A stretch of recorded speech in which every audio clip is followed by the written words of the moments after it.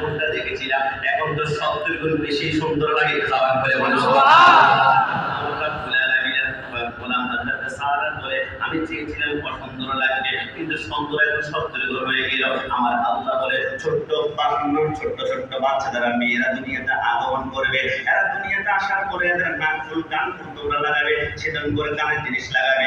এটা হাজারা সুন্নাত। আমি আল্লাহ সেকেন্ডে সেকেন্ডে তোমাদের আমল নামা মেয়েদের আমল নামা সওয়াব দ্বারা পরিপূর্ণ করে বলে বলে সুবহানাল্লাহ।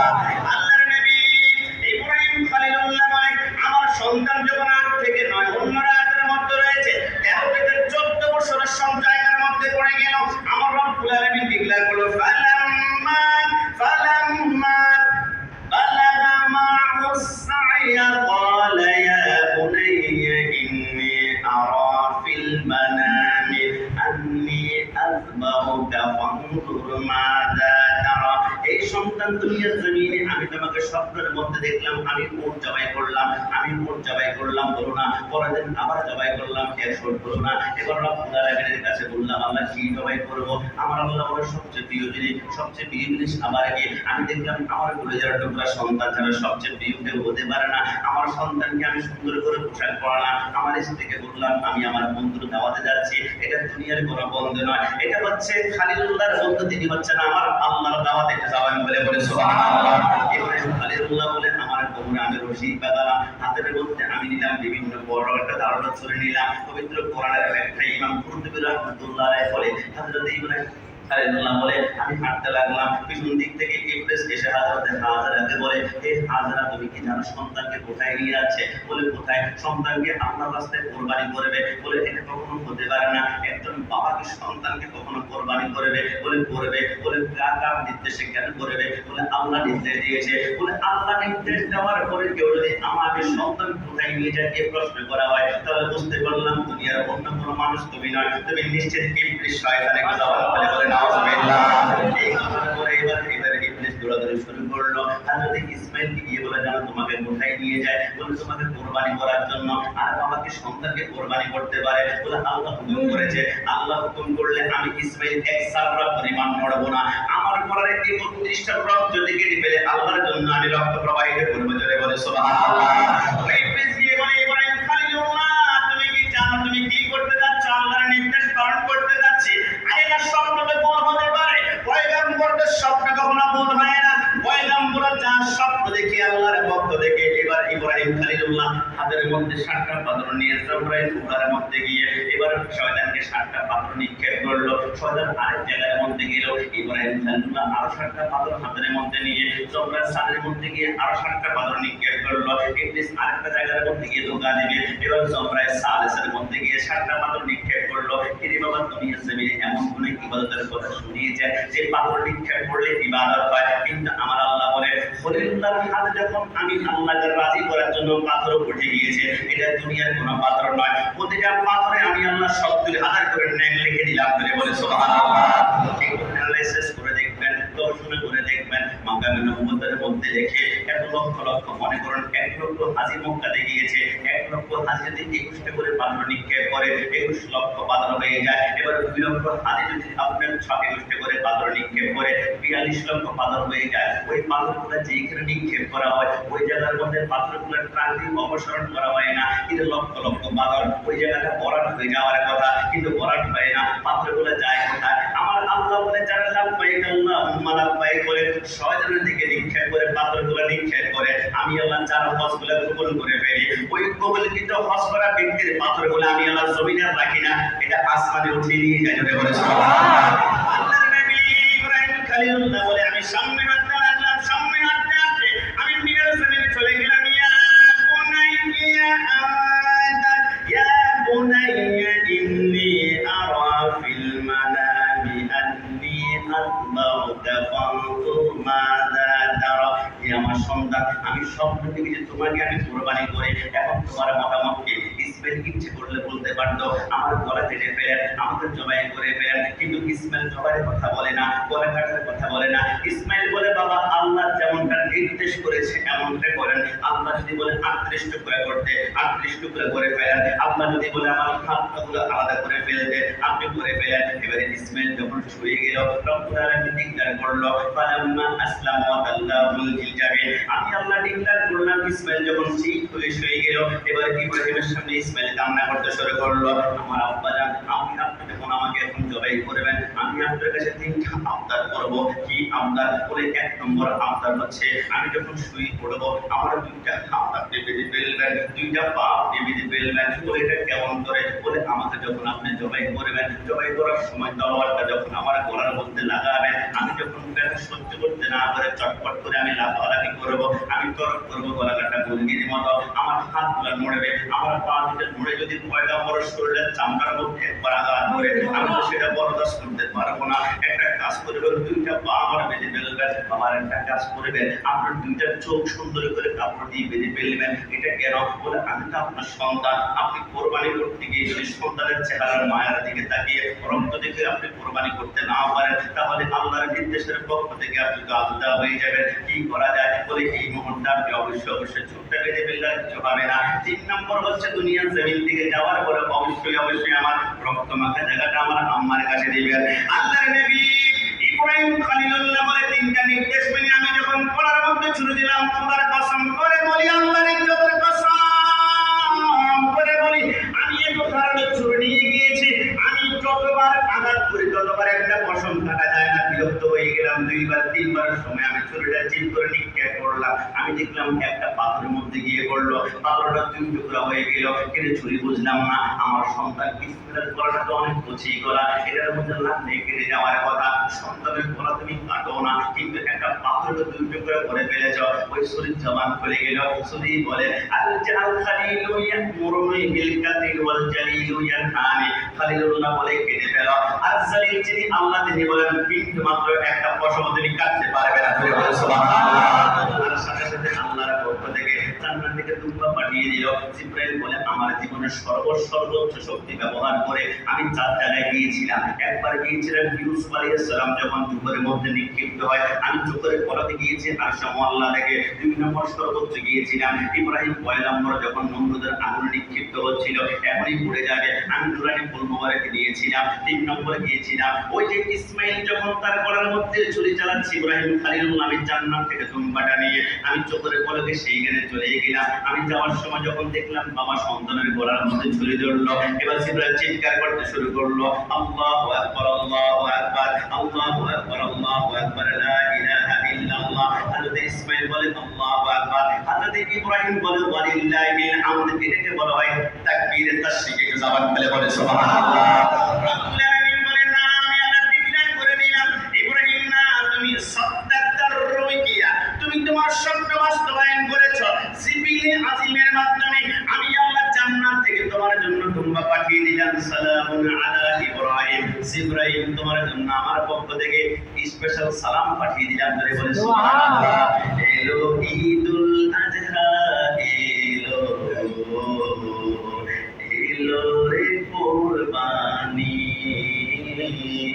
সবার মনে জেগেছে তাই সবার মনে জেগেছে তাই ত্যাগের সুরবানি এলো ঈদুল আযহা এলো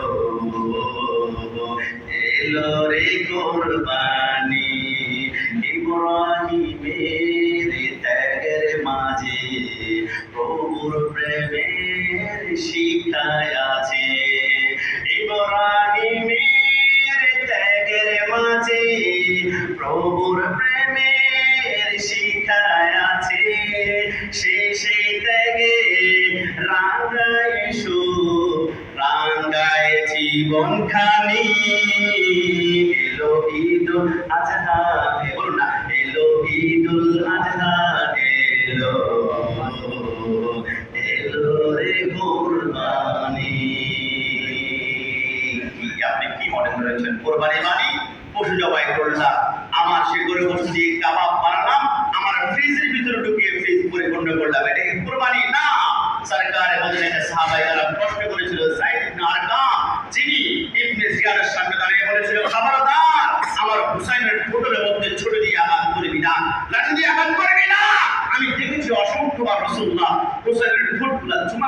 জবান খুলে বলে সুবহানাল্লাহ। যায়েদ ইবনে আরকাম রাদিয়াল্লাহু তাআলা আনহু বলে, ইয়া রাসূলুল্লাহ, আমাদের একটু বলেন না, মা হাদিহিল আদাহিয়া, নবী আযহিয়া কুরবানি এটা আবার কি? নবী আমার মুস্কি এসে ইচ্ছে করলে বলতে পারতেন সুন্নতি, এটা আমার সুন্নাত, ওয়া সুন্নাতু আবিকুম ইব্রাহিম, ইব্রাহিম নবীর সুন্নাত, কিন্তু নবী সুন্নতি বলেন না, নবী আমার বলেছেন সুন্নাতু আবিকুম ইব্রাহিম, এটা হচ্ছে তোমাদের বাবা ইব্রাহিম খলিলুল্লাহ স্পেশাল একটা সুন্নাত। জবান খুলে সুবহানাল্লাহ। এবার সাহাবায়ে প্রশ্ন করল, নবী ইব্রাহিম খলিলুল্লাহ সুন্নাত চমৎকার বলেছেন, ফামা ফিনা ইয়া রাসূলুল্লাহ, নবী কুরবানির ভিতরে আমাদের ফায়দা কি, আমাদের লাভ কি, আমাদের বেনিফিট কি? সরকারে মদিনা এসে উত্তরের সাথে সাথে নবী আমার বললেন, বিকুল্লি শারাতিন হাসানা, আমি ওয়াদা করলাম কুরবানির পশু যথাযথভাবে আপনাকে রাজি করার জন্য যদি কুরবানি করতে পারো, কুরবানির পশুর প্রত্যেকটা পশমের ভিতরে আল্লাহ এক একটা নেক তোমার আমলনামায় লিপিবদ্ধ করবেন। এটা সুবহানাল্লাহ। এই জন্য স্যার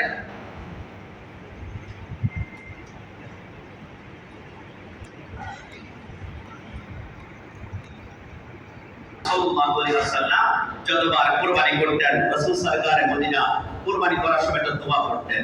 বিশ্ববিখ্যাত তাফসীর গ্রন্থ ইমাম কুরতুবী রাহমাতুল্লাহ লেখে, আয়েশা সিদ্দিকা রাদিয়াল্লাহু তাআলা আনহা বলেন, রাসূল যখন কুরবানি করতেন, রাসূল একটা দোয়া করতেন, আল্লাহুম্মা তাকাব্বিল মিন মুহাম্মাদিন ওয়া আলি মুহাম্মাদিন ওয়া ফি উম্মতি মুহাম্মাদিন। আল্লাহ, আমি কুরবানি করছি, আমার এই কুরবানি হচ্ছে মিন মুহাম্মাদিন, আমি মুহাম্মদ সাল্লাল্লাহু আলাইহি ওয়াসাল্লামের পক্ষ থেকে, ওয়া আলি মুহাম্মাদিন, আমার পরিবার হাসান হুসাইন আলী ফাতেমার পক্ষ থেকে, ওয়া মিন উম্মতি মুহাম্মাদিন, আমার এই কুরবানি হচ্ছে আমার গুনাহগার উম্মতের পক্ষ থেকে। যদি বলি সুবহানাল্লাহ। এজন্য আমার রাসূল বলে, আলী তুমি একটা কাজ করবা, তুমি দুইটি পশু কুরবানি করবা। নবী, আমি দিন এনে দিন আমার কষ্ট হয়ে যায়, আমি দুইটি পশু কিভাবে কুরবানি করব? নবী আমার মুস্কি এসে বলে, আলী যতই কষ্ট হোক না কেন, দুইটা পশু কুরবানি করবে, একটা তোমার নামে আর একটা রাসূলুল্লাহর নামে। এটা আমার সুবহানাল্লাহ। এবার প্রশ্ন আসতে পারে, খুব সেনসিটিভ, একটু খেয়াল করবেন। প্রশ্ন আসতে পারে, কার উপর কুরবানি ওয়াজিব? এই প্রশ্নটার উত্তর শুনতে হলে দুইটা অপশন আপনার মাথায় রাখতে হবে, একটা হচ্ছে ফতোয়া, একটা হচ্ছে তাকওয়া। আপনি যদি বলেন তাকওয়াটা আমি নিব, তাহলে ৮০ থেকে ৯০ হাজার টাকা উদ্বৃত্ত খরচ ছাড়া যে হাতের মধ্যে যদি থাকে, কুরবানি ওয়াজিব হয়ে যাবে। আর যদি বলেন না ফতোয়া চাই, তাহলে ফতোয়া, আপনি যদি কুরবানি থেকে বাঁচতে চান যে কোনো মতে না দিয়ে বাঁচা যায় কিনা, তাহলে ৭.৫ ভরি স্বর্ণ, এক নেশাব ৭.৫ ভরি মানি, বর্তমান মার্কেট প্রাইস হচ্ছে প্রায় ১০ লক্ষ। আপনি যদি বলেন আমি কুরবানি না করা থেকে বাঁচতে চাই, তাহলে আপনি স্বর্ণ দিয়ে নেশাব পরিমাণ সম্পদ হিসাব করলে ১০ লক্ষ টাকা উদ্বৃত্ত থাকলে কুরবানি এত সম্পদ আমার নাই, আপনি বাঁচতে পারবেন। আর যদি মনে করেন না আসলে আল্লাহকে রাজি করার জন্য কুরবানি দিতে চাই, তাহলে ৫২ কিলো রূপার দাম বর্তমানে মার্কেটে হচ্ছে ৮০ থেকে ৯০ হাজার টাকা। আপনি ইচ্ছে করলে ৮০ থেকে ৯০ হাজার টাকার ভিতরে কুরবানি করতে পারবেন। তবে কুরবানি করার সময় আপনি চেষ্টা করবেন তাকওয়া এবং ফতোয়া দুইটা নেওয়ার জন্য। আপনি চেষ্টা করবেন যে হিসাব কম করে লাগলে আমি গরিবকে তাড়াতাড়ি সহযোগিতা করতে পারবো, অল্প টাকার ভিতরে গরিবের আদায় করতে পারবো, সহজটা দিব। তাই ৮০ থেকে ৯০ হাজার টাকা অন্যান্য খরচ ছাড়া উদ্বৃত্ত যদি থাকে, কুরবানি ওয়াজিব হবে। আর কুরবানি ওয়াজিব হলে আপনি কুরবানির রক্ত প্রবাহিত জমিনে কোরআন করবে, আল্লাহ জিন্দেগি গুলো মাফ করে দেবেন। একটু জবান করে বলে সুবহানাল্লাহ। তবে চেষ্টা করবে আমরা সকলে কুরবানি করার জন্য। কেন জানেন? কারণ সরকারে মদিনা সাল্লাল্লাহু আলাইহি ওয়াসাল্লাম যতবার কুরবানি করেছেন, কখনোই রাসূলুল্লাহর উপর কুরবানিটা ওয়াজিব ছিল না। কারণ কুরবানি ওয়াজিব হতে হলে নেশাব পরিমাণ সম্পদ থাকতে হবে। নেশাব পরিমাণ সম্পদের যে টাকাটা আছে, রাসূলুল্লাহর কাছে একসাথে এতগুলো টাকা পয়সা অর্থ কখনো ছিলেন না। তারপর রাসূল কেন কুরবানি করতেন? রাসূল বলে, একটি কারণে কুরবানি করতাম। আমার রাসূল ডিক্লেয়ার করেছেন, সাম্মিনু তাহায়াকুম ফাইন্নাহা আলা সিরাতি মাতায়াকুম। আমি ডিক্লেয়ার করলাম কুরবানি পছন্দ করা শর্ত পুষ্ট ইসলাম থেকে কিনা, কারণ এই কুরবানির পশু কিয়ামতের ময়দানে তোমাদের চোখে পড়বে, কোন সালাত পাকরা বিজয় করে সুবহানাল্লাহ। তাকবীর, আল্লাহু আকবার, ইসলাম তাওসিয়া আমাদের সুন্নাত ওয়াল জামাত। এই জন্য কুরবানির পশুর শক্তিশালী তো কিনবেন। তবে আরেকটা পয়েন্ট মনে রাখবেন, কুরবানির উদ্দেশ্য কি? লা ইয়ানাল্লাহু জুহুহা ওয়ালা দিমাহুহা ওয়ালাকিন ইয়ানালুহু তাকওয়া মিনকুম। আমার আল্লাহ বলে, আমার কাছে রক্ত পৌঁছে না, গোশত পৌঁছে না, তবে তোমাদের অন্তরে তাকওয়া হচ্ছে। হুজুর, কুরবানির তাকওয়াটা এবার কিরকম? কুরবানির তাকওয়া কিরকম আপনি একটু হিসাব করবেন আমার সাথে। কুরবানির আপনি পশু কিনতে গিয়েছেন, আপনি যাওয়ার সময় কি ফুল প্যান্ট পরে গিয়েছেন নাকি হাফ প্যান্ট শর্ট প্যান্ট পরে গিয়েছেন? যদি দেখেন আপনি হাতের উপরে আপনার শর্ট প্যান্ট, তাহলে আপনি কুরবানির পশু কিনতে গিয়েছেন, তাকওয়া আপনার অন্তরের মধ্যে নাই। আপনি তাকওয়া আপনার কাছে পৌঁছে, এটা কিভাবে বুঝবেন? আপনি পুষ্ট যখন দণ্ডন করবেন তখন চিন্তা করবেন কি আপনার চিন্তা বারবার আমার ডিপ্রেস কয়টা করছে, আমার ফ্রিজ কয়টা করছে, ওইটা যদি চিন্তা করেন মনে করবেন তাকওয়া আপনার কাছে পৌঁছে না। অহংকার, আমিত্বা, মানুষের দুনিয়া দেখানোর জন্য আপনি পাগল হয়েছেন। আর যখন দেখবেন 3 ভাগ করে, 1 ভাগ করে মিষ্টি, 1 ভাগ আপনি সাজান, 1 ভাগ নিজের জন্য রাখলেন, তাহলে বুঝবেন তাকওয়াটা ভুলেতেই আল্লাহর কাছে পৌঁছে গিয়েছে। সুবহানাল্লাহ। তবে আশ্চর্যের বিষয়, আমাকে ক্ষমা করবেন, যে কথাটা এখন বলবো এই কথার জন্য ক্ষমা করবেন। কারণ কি? কারণ রাসূল সাল্লাল্লাহু আলাইহি ওয়াসাল্লাম সর্বশেষ বিদায় হজ করার সময় রাসূল এবার কুরবানি দিবেন। রাসূল চিন্তা সাল্লাল্লাহু আলাইহি ওয়াসাল্লাম তো এলবে গায়েবের মানে রাসূল জানতে পারলেন যে এটা দুনিয়ার সর্বশেষ হজ হবে।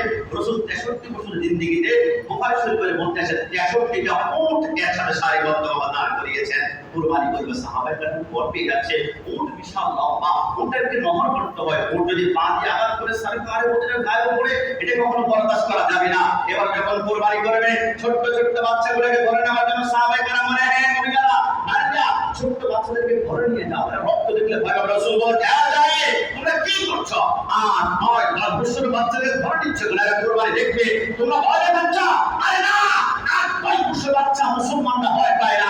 তোমরা দেখো না বদর জমিনে মুআযিব আবু জাহলকে খতম করে দিয়েছে, তাদেরকে দাঁড় করাও, এরা জিহাদের ট্রেনিং দিবে।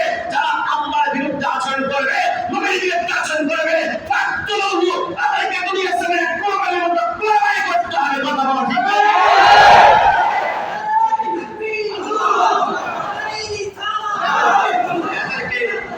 প্রশিক্ষণ দিতে হবে। করুন না, 2-3-4 বছর বাচ্চা রক্ত দেখলে ভয় পাবে, কিন্তু 8-9-10 বছর বাচ্চাকে ঘরে ঢুকাবেন না।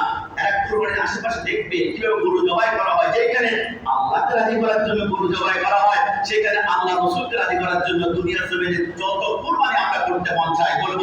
সরকারের মধ্যে যখন কুরবানি করবে, সাহাবায়ে কেরাম বলে, আমরা অবাক হয়ে গেলাম, রাসূল রাহমাতুল্লাহ আলাইহি, রাসূল ইচ্ছে করে আমাদেরকে বলতে পারে, সিদ্দিক, ওমর, ওসমান, তোমরা কুরবানি করো, আমার জন্য চেয়ার, আমি চেয়ারে বসে থাকবো, আমি সাইয়্যিদুল মুরসালিন। কিন্তু আল্লাহর কসম, আমরা দেখলাম রাসূল হাতের মধ্যে ছুরি নিয়েছেন। রাসূল গলার মধ্যে ছুরি চালানোর আগে রাসূলের ডান গলা হাতটা গাবির পিঠের মধ্যে দিয়ে বসিয়ে দিলেন। আমার সরকারে মদিনা বুঝিয়ে দিলেন, তুমি কোটিপতি হতে পারো, রাষ্ট্রপতি হতে পারো, আমি রাসূলুল্লাহর গায়ে একটা মশা মাছি পর্যন্ত বসতে পারে না, একটা রক্তের ফোঁটা লাগতে পারে না, সেখানে রক্ত আমার গায়ে লাগে, আমি সেই গাবির পিঠের মধ্যে পা দিয়েছি, এইভাবে জবাই করেছি, আর তুমি কোন কোটিপতি, কোন রাষ্ট্রপতি, কোন শিল্পপতি, তুমি কুরবানি করছো, তুমি চেহারা মধ্যে বসে আছো না।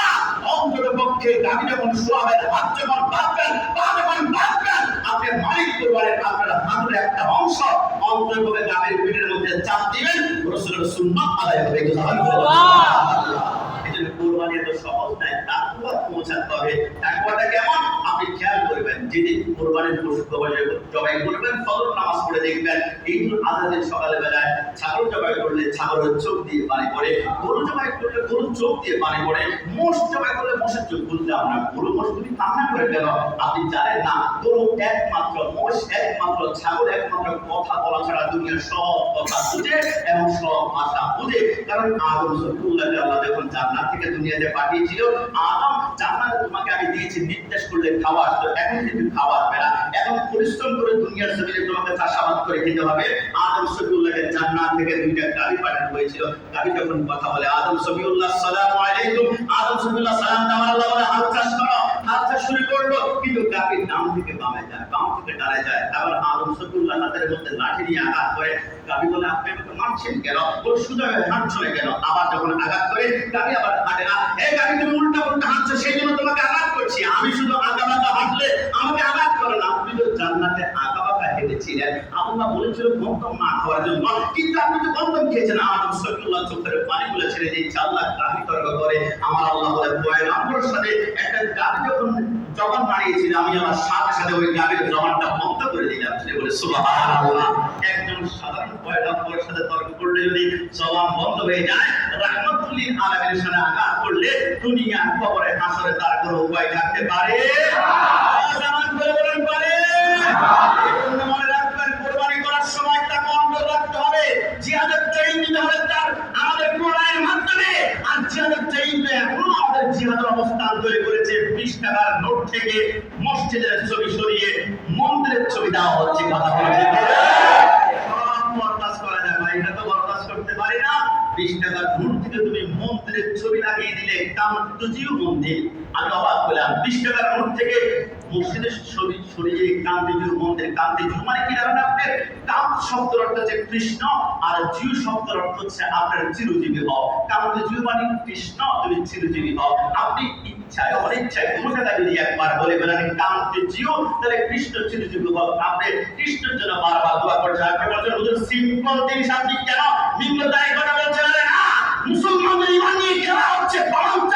মনে করো 20 টাকার একটা নোট তোমার পকেটের মধ্যে আছে, মসজিদে আসলা, কৌশলতা মসজিদে তুমি 20 টাকার একটা নোট দান বক্সের ভিতরে অনুদান দিলা। তুমি ইচ্ছায় অনিচ্ছায় তুমি 20 টাকা দাও নাই, তোমার মাধ্যমে মসজিদের ভিতরে মুসলমানদের মসজিদে 20 টাকার নোটের মাধ্যমে মন্দিরে ঢুকিয়ে দিয়েছে। কথা বলা ঠিক তুমি জানো না, তুমি সিম্পল মনে করিও না।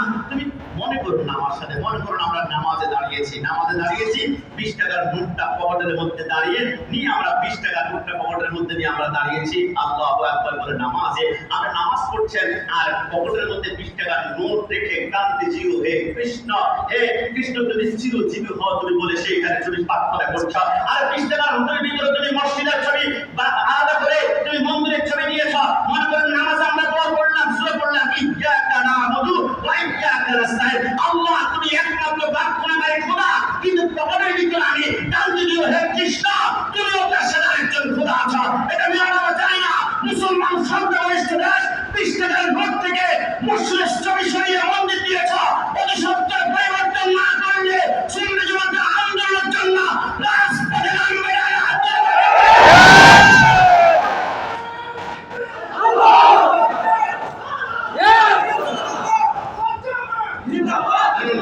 আমাদের কষ্ট লেগেছে কিরে ভাই, আমি 1000 টাকা থেকে শুরু করে 20 টাকা পর্যন্ত নোটগুলো অনলাইনে দেখলাম। ওইখানে বৌদ্ধ বিহারের ছবি আছে, ওইখানে মন্দিরের ছবি আছে, কিন্তু একটা নোটের মধ্যে মসজিদের ছবি দেখলাম না। মসজিদের ছবি দেখলাম না, মসজিদের ছবি দেখলাম না। এটা হতে পারে না। যেই দেশের ভিতরে 95 মুসলমান, ওইখানে মসজিদের ছবি না নিয়ে মন্দিরে দিয়েছ। মুসলমানরা সব বরদাস্ত করবে। মুসলমানদেরকে পরীক্ষা করার জন্য চেষ্টা করো না। মুসলমানদেরকে পরীক্ষা করতে গেলে এই দেশের ভিতরে একজন বাতিল, একজন হিন্দু জবাব থাকতে পারবে না। থাকতে হয় মুসলমান থাকার প্রধান মুসলিম ক্রান্তি। এই ছাড়া মুসলমানদের অবশ্যই মসজিদের ছবি 20 টাকার মধ্যে অবশ্যই এগুলোর অন্তর্ভুক্ত করা হবে, না হলে মুসলমানরা মেনে নেওয়া যাবে যাবে। আল্লাহ নবী বলেছেন জিহাদের ট্রেনিং এনি টাইম তোমাদেরকে দিতে হবে। তবে প্রশ্ন আসতে পারে হুজুর কোরবানি না করে কোরবানির টাকাগুলো ট্রান্সফার করে দিতে হবে না? আল্লাহ নবী বলে না, দেখো তোমরা কোরবানি তো নিজের জন্য করো না, আল্লাহর জন্য করো। আল্লাহ বলেন যে আমার জন্য কোরবানি করো, যেটা তোমার জন্য না। তুমি আল্লাহর রাস্তায় কোরবানি প্রাণী করতে পারো, তাহলে আমি আল্লাহ যখন চাইবো তখন টাকা, যাকাত, ফিতরের মাধ্যমে তোমাদের নিজেকে প্রস্ফুটিত করবো। আমি আল্লাহ তোমার সম্পদের ভিতরে 1000 গুণ বরকত দান করবে। জবান খুলে বলি সুবহানাল্লাহ।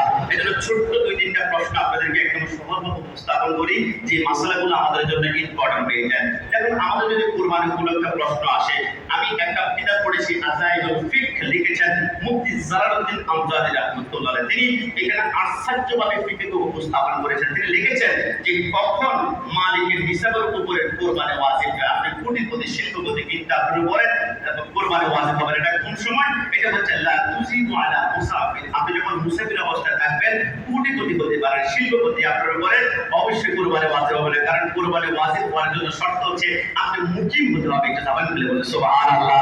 2 নম্বরে কখন মালিকের নিসাব নয় কোরবানি ওয়াজিব। আপনার কাছে আপনি মালিকের নিসাব টাকা নাই, পয়সা নেই, কিন্তু কোরবানি ওয়াজিব কখন জানেন? যখন মনে করেন আপনার উপর কোরবানি ওয়াজিব নয়, আপনি ইচ্ছে করে মানুষকে দেখানোর জন্য, আশেপাশের মানুষকে ক্যাপারিটি অহংকার দেখানোর জন্য কোরবানির পশু কিনেছেন, ঋণ করে, আবাদ করে, কিন্তু ঋণ করার পরে কোরবানির পশু কেনার পরে কোরবানির আগে যে পশুটা হারিয়ে গেল বা চুরি হয়ে গেল, তাহলে আপনার উপর এতক্ষণ ওয়াজিব ছিল না। আপনি জোর করে নিজের দাপট দেখানোর জন্য আপনি ঋণ করে একটা পশু কিনেছেন, এটা হারিয়ে গেল, তাহলে আরেকটা পশু এবার ঋণ করে আবাদ করে চেয়ে আরেকটা পশু আপনাকে কোরবানি করতে হবে কোরবানির দিন। কিন্তু যদি আপনার উপর কোরবানি ওয়াজিব, পশু কিনেছেন কিন্তু আগের দিন হারিয়ে গিয়েছে, আর পশু কিনতে হবে না, আপনি কোরবানি আল্লাহ আদায় করে নেবেন। জাবান খুলে বলে সুবহানাল্লাহ। কখন কুরবানির পশুর গোশত খেতে পারবেন না। আপনি কুরবানি দিচ্ছেন কিন্তু আপনি খেতে পারবেন না। দুইটা কন্ডিশনে, এক নম্বর হচ্ছে আপনি যদি মান্যত করেন যে আমি একটা কুরবানি করবো, আমার মা যদি সুস্থ হয়ে যায়, আমার বাবা যদি আয়ুষ যদি গ্রাম ফিরে যায়, এটা হচ্ছে মান্যত করেছে। এই মান্যতের কুরবানির গোশত এক টুকরা আপনি খাবেন, তাহলে আপনি হারাম খেয়েছেন, আল্লাহ দরবারে জবাবদিহিতা করতে হবে। দুই নম্বরে যে কুরবানির পশুর গোশত খেতে পারবেন, এটা হচ্ছে আপনার মা দুনিয়ার জমিন থেকে যাওয়ার সময় ওসিয়ত করেছে, বাবা আমার নামে একটা পশু কুরবানি করিও। এই ওসিয়তের যখন কুরবানি হবে, ওসিয়তের কুরবানির গোশত এক টুকরো খেতে পারবেন না, পুরোটাই সাদকা করতে হবে। তবে হ্যাঁ, আপনার মা চলে গিয়েছে, বাবা চলে গিয়েছে, আব্বা আম্মা দুনিয়ার জমিন থেকে চলে গিয়েছে, মৃত ব্যক্তির পক্ষ থেকে কুরবানি করেছেন, তাহলে গোশত আপনি খেতে পারবেন, কোনো সমস্যা নাই। কিন্তু ওসিয়ত যখন করে যাবে তখন সেই কুরবানির গোশত আর খেতে পারবেন না, পুরোটাই আল্লাহর রাস্তায় সাদকা করতে হবে। জবান খুলে বলি সুবহানাল্লাহ। কুরবানির পশু পেটে বাচ্চা থাকলে কি করণীয়? খুব সহজ, আমার থেকে ভালো বোঝেন। কারণ কুরবানির পশু যখন জবাই করেছি, তখন কুরবানির পশু জবাই করি নাই, হঠাৎ করে কুরবানির পশুর পেটে যে বাচ্চা আছে এটাকেও জবাই করে দিয়েছি। কারণ মা যখন নাই দুধ খাবে কোথায়, বাচ্চারা তরফ তরফ করে মৃত্যুবরণ করবে। এই জন্য কুরবানির পেটের পশুর বাচ্চা পেটে যদি বাচ্চা থেকে, তাহলে এটাকে সাথে সাথে জবাই করে দিতে পারেন, এক নম্বরে। দুই নম্বর, আপনি যদি বলেন যে আমার কনফিডেন্স আছে, আত্মবিশ্বাস আছে যে কুরবানির পশুর পেটে যে বাচ্চা আছে ওইটা দুনিয়াতে থেকে আমি লালন পালন করে বড় করতে পারবো, এমন ক্যাপাসিটি আমার আছে, বুদ্ধিমত্তা আছে, তাও লালন পালন করতে পারবেন। যদি লালন পালন করতে না পারেন, জবাই করবেন, জবাই করার পরে যদি মন চান যে না আমি কষ্ট খেতে পারবো, আমার শখ লাগবে না, খারাপ লাগবে না, তাহলে খেতেও পারবেন। তবে উত্তম হচ্ছে সেটাকে জবাই করে দিয়ে মাটির নিচে পুঁতে ফেলা। এবং এটা মুস্তাব সিস্টেম হচ্ছে অবশ্যই এটাকে দুনিয়ার জমিনে একবারে দান সাথে করে দিবেন, আর না সেটাকে জবাই করবেন, লালন পালন করার শক্তি থেকে লালন পালন করতে পারবেন। এবং তিন নম্বর, সর্বশেষ, ঋণ করে কোরবানি করা যায় আছে কিনা? ঋণ করে কোরবানি অবশ্যই করতে পারবেন, তবে রিস্ক হচ্ছে যদি চুরি হয়ে যায় বা ওই গাভীটা মৃত্যুবরণ করে, তাহলে আরেকটা কোরবানি কিন্তু আপনার উপর ওয়াজিব হয়ে যাবে। সর্বশেষ, কোরবানির উপলক্ষে কনের পক্ষের দেওয়া পশু দিয়ে বড় পক্ষে কোরবানি দিতে পারবে কিনা? চট্টগ্রামের এলাকাটা বেশি হয়ে থাকে, কোন পক্ষে থেকে বিশাল গরু দেওয়া হয়, বড় পক্ষে তো অপেক্ষা, কখন গরু আসবে, কখন মোষ আসবে, গরু মোষ যখন আসে এখন আর নিজের দিকে দেখা না, এবার সেটা দিয়ে যদি কনের পক্ষে, মনে রাখবেন কনের পক্ষে যদি সবাই চায়, তার বাবার ক্যাপাসিটি আছে যে একটা গরু দিলে তার বাবার অর্থনৈতিকভাবে কোনো হাত হবে না, এখানে কোনো জুলুম হবে না, তাহলে আপনি কনের পক্ষের পশু যেটা গিফট করেছে ওটা দিয়ে আপনি কোরবানি করতে পারেন। যদি এমনটা হয় যে আপনি তাকে আপনি দেখছেন তাদের ফ্যামিলির অবস্থা যে এটা আপনি জুলুম করে নেওয়া হচ্ছে, তাহলে জুলুমের কারণে আল্লাহ দরবারে আপনি ধরা খেয়ে যাবেন। কারণ এটা কোরবানির মূল উদ্দেশ্য তাকওয়াটা আল্লাহর কাছে পৌঁছানো। জুলুম করে যখন কোরবানি পশু আপনি দিবেন, তখন তাকওয়ার বিন্দুমাত্র লেশমাত্র থাকবে না, কোরবানি আপনার উপর আল্লাহ কবুল করবে না। এই জন্য বরপক্ষের কনেপক্ষের পশু দিয়ে বরপক্ষে কোরবানি করতে পারবে, স্বইচ্ছে হাদিয়া, ভালোবাসা, মহব্বতের কারণে যদি দেন, জোর করে দিলে এটা কখনো করা যাবে না। সর্বশেষ আল্লাহ আমাদের প্রত্যেকের ঈমানি শক্তিকে মহব্বত ভালোবাসার জায়গা থেকে কবুল করে সবাই যাবার আমাদের ঈমানি শক্তিকে মুহাম্মদ আমেরের মতো করবে। আপনারা সকলে শুনেছেন যে লিবিয়ার মুহাম্মদ আমের সেই মক্কা থেকে মদিনা, সেই মদিনায় যাবে, হজ করতে যাবে, লিবিয়া থেকে মুহাম্মদ আমের মুখে নাই দাড়ি, মাথায় নাই টুপি, কিন্তু তার কলবের ভিতরে আল্লাহর প্রতি ভালোবাসা, রাসূলের প্রতি মহব্বতের কোনো কমতি নাই। ওই লিবিয়ার আমের বলেছিল আমাকে ফ্লাইট চলে গিয়েছে, তোমরা বলেছো না, তোমরা বলেছো আমি হজ করতে যেতে পারবো না, মিথ্যা, ইনশাআল্লাহ বিমান আমাকে ছাড়া যাবে না, বিমান আমার জন্য আবার ফিরে আসবে। সবার বলে সুবহানাল্লাহ। ঈমান মজবুত রাখতে হবে, ঈমান শক্ত রাখতে হবে। রব্বুল আলামিন মুহাম্মদ আমেরের মতো আমাদের কবুল করুক। এরপর বিমান একবার নষ্ট হলো, দুইবার নষ্ট হলো, বিমান ফিরে আসলো, আবার সেই বিমানের ভিতরে ঢুকলো, সৌদি আরবে যাওয়ার পরে সৌদি বাদশার মাধ্যমে লক্ষ লক্ষ রিয়াল খরচ করে তাকে সম্বর্ধনা দেওয়া হলো এবং তাকে ভিআইপি 5 স্টার হোটেল রাখা হলো। আর মধ্যখান দিয়ে প্রভাবানটা ছড়িয়ে দিল। বাতিলরা যখন দেখলো বিদর্মীরা কি মুসলমানদের ইমানের জজবা দিচ্ছ, এ বলে বিমান চলে যাচ্ছে, সে বলে বিমান আমাকে ছাড়া যাবে না, বিমান আমার আসবে। মুসলমানদের ইমানের শক্তি দেখে যখন অসংখ্য বিদর্মী মুসলমানের চিন্তা করছে, তখন বিদর্মীরা প্রভাবানটা ছড়িয়ে দিল। 210 জন হাজির নিয়ে একটা বিমান বিধ্বস্ত হয়েছে। ওই 5 বছর আগে ভিডিও ফুটেজ তারা ছেড়ে দিয়েছে, কিন্তু এরা বলে পেয়েছে মুসলমানরা আল্লাহর পথে হজ করতে গিয়ে 210 জন মৃত্যুবরণ করেছে, কিন্তু সত্য গোপন থাকে না, সত্য দেখিয়ে দিয়েছে। 5 বছর আগের ভিডিও বাতিলরা জানে মুসলমানদের ইমানের শক্তি পুরো 500 দমন করা যাবে না। মুসলমানদের ইমানের শক্তির কাছে সমস্ত bullet, machine gun, atom bomb আর তুলির সাথে রব্বুল আলামিন ওই কুরবানির মাধ্যমে আল্লাহকে রাজি করে আল্লাহর রাজামতি হাসিল করে তাকওয়াটা অন্তরের ভিতরে নিয়ে কিয়ামতের ময়দানে সামিনু দুআয়াকুম ফাইন্নাহা আলা সিরাতিল মাদায়াকুম ওই সুন্দর কুরবানির পশুর মাধ্যমে পিঠের মধ্যে বসে আমরা পুরস্কার পার হতে পারি। রব্বুল আলামিন আমাদেরকে কবুল করুন, সবাই বলি আমিন। আসুন আমরা সর্বশেষ আপনাদের কাছে একটা প্রার্থনা করব আবেগ ভালোবাসা মহব্বত দিয়ে। আর